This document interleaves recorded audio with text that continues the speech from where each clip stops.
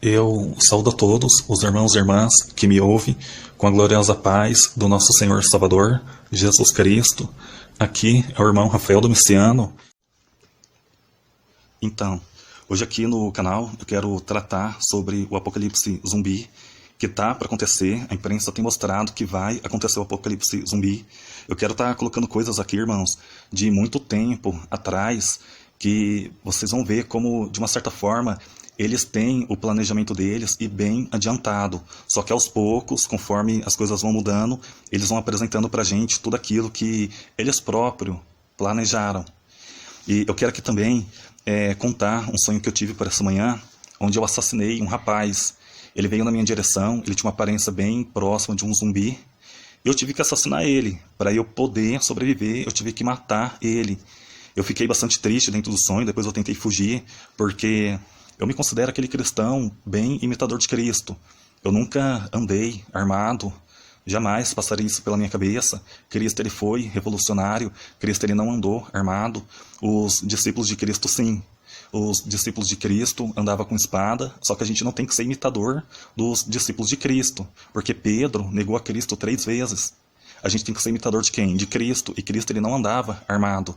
Só que eu vou estar explicando aqui para vocês tudo corretamente. E esse sonho que eu tive sobre o rapaz, o zumbi, vindo na minha direção, ele tem a ver com arrebatamento. E eu vou estar aqui explicando para vocês. Bom, vamos aqui direto ao ponto.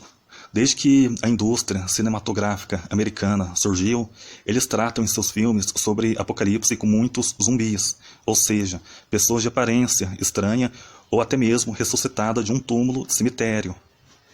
Tem um videoclipe do Michael Jackson, que ele fez uma representação de zumbi, ressuscitando de túmulos, de cemitérios, e tanto a música dele, que se chama Thriller, como o videoclipe, ele foi um estrondoso sucesso. Em 2010, a imprensa americana noticiou que a Britney Spears ela queria ser congelada para poder viver no futuro.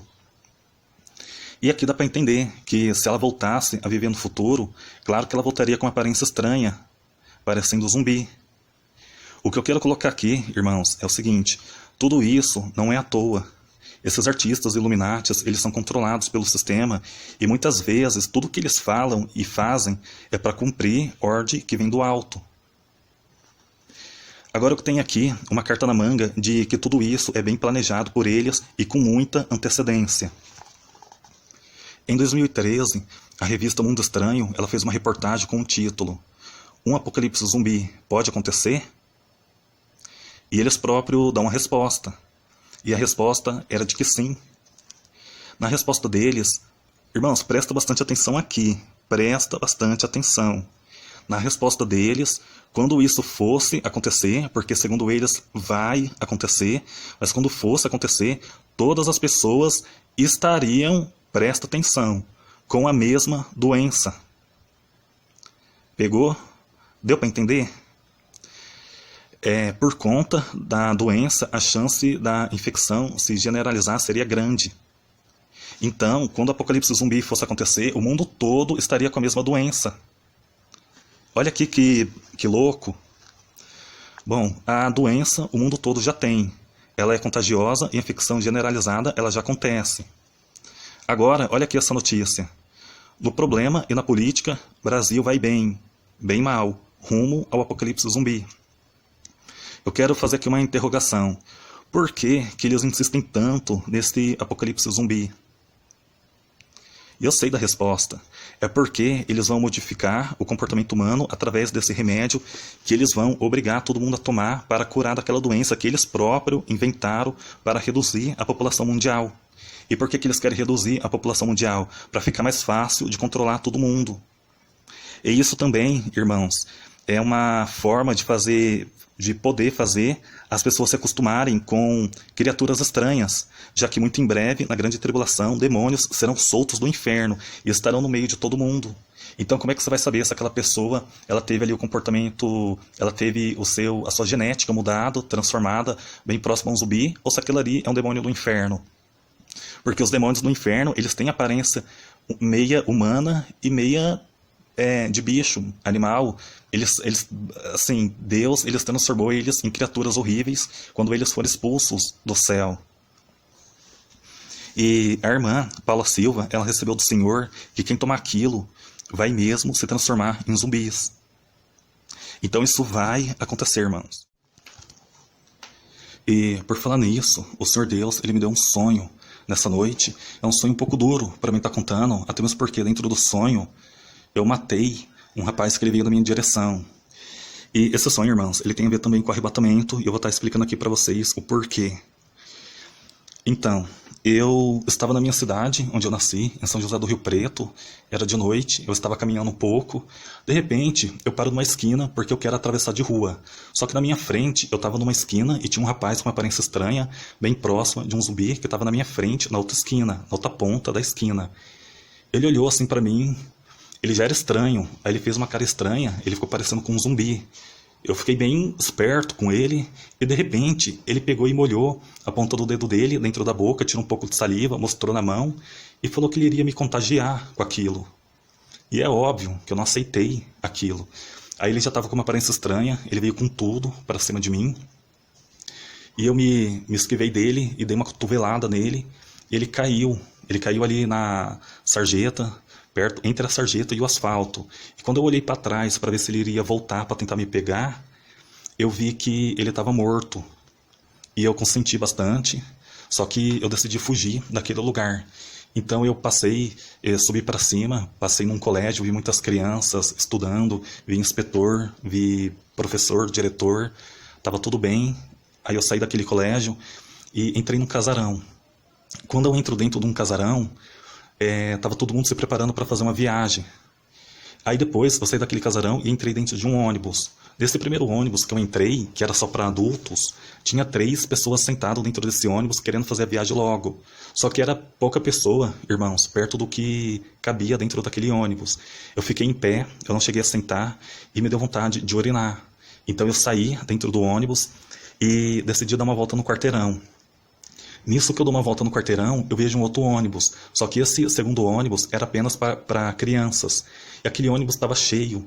As crianças tinham colocado uma veste bem bonita, especial, para essa viagem definitiva. E toda criança estava bastante sorridente, alegre, feliz, porque elas iriam fazer essa viagem definitiva. E o ônibus dessas crianças estava lotado.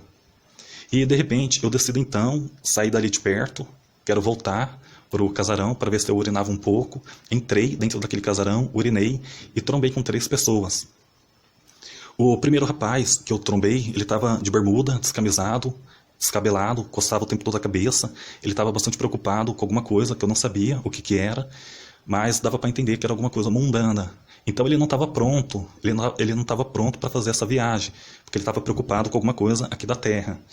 A segunda pessoa que eu trombei foi uma moça. Ela estava muito bem vestida, só que ela estava bastante preocupada com a aparência dela. Ela estava o tempo todo se olhando em frente ao espelho, e ela virava de costa para ver se estava tudo, se a roupa no corpo dela estava do jeito que ela queria. E ela estava muito preocupada com a aparência. Ela queria fazer essa viagem, só que ela queria estar perfeita para poder fazer essa viagem. O terceiro rapaz que eu trombei, ele estava com uma roupa meio social. E ele se olhava também o tempo todo, ele ajeitava o cabelo dele. Ele estava também bastante preocupado com a aparência dele. E ele estava no meio do quintal. Ele estava pronto, só que ele não quis entrar dentro do ônibus. Ele estava o tempo todo se ajeitando um pouco aqui, um pouquinho ali. E ainda dentro do sonho, eu ficava o tempo todo andando para lá e para cá. E por quê? Porque a minha mente estava confusa, eu havia cometido aquele assassinato, eu ia para a sala, eu ia para a cozinha, ficava no quintal, subia escada, descia escada, eu estava com a minha mente muito confusa. E o sonho então terminou com o ônibus esperando a gente entrar dentro do ônibus para poder fazer aquela viagem. Aí o sonho acabou. E eu entendi, irmãos, o significado desse sonho. O que eu entendi era que aquele rapaz que eu trombei noturnamente quando fui fazer o meu passeio era alguém que havia tomado aquilo e teve então a sua genética, os seus organismos, tudo dentro dele modificado.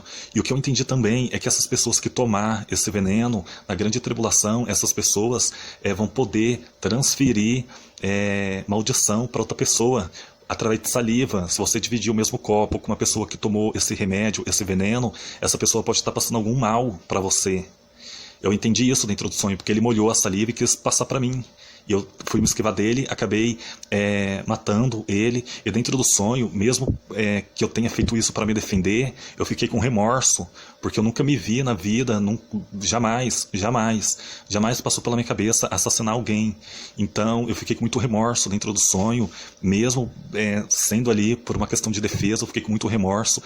O ônibus das crianças significa que a maioria das crianças vão ser arrebatadas, a não ser que as crianças tenham saído da idade da razão e se encontrem em pecado. Mas eu acredito que 80% para mais das crianças vão ser arrebatadas. E aquele ônibus dos adultos, por que tinha 3 pessoas perto de, vamos supor, 40 assentos? Porque vai ser a esmagadora minoria que vai subir no arrebatamento. E o que eu entendi é que aquelas pessoas que estão preocupadas com a vaidade, preocupações do dia a dia, essas pessoas até podem subir no arrebatamento, mas desde que deixa a vaidade, as preocupações do dia a dia de lado. Pelo que eu entendi, foi isso. Então Deus ele me fez sentir apenas o que seria você se defender na grande tribulação de pessoas que queiram te atacar. Não tem como, sinceramente, explicar aqui no sonho o remorso e a mente confusa do que é você tirar a vida de uma pessoa, mesmo que seja por uma questão de defesa. Amém? Então, que Deus abençoe a todos. Até a próxima oportunidade. A paz.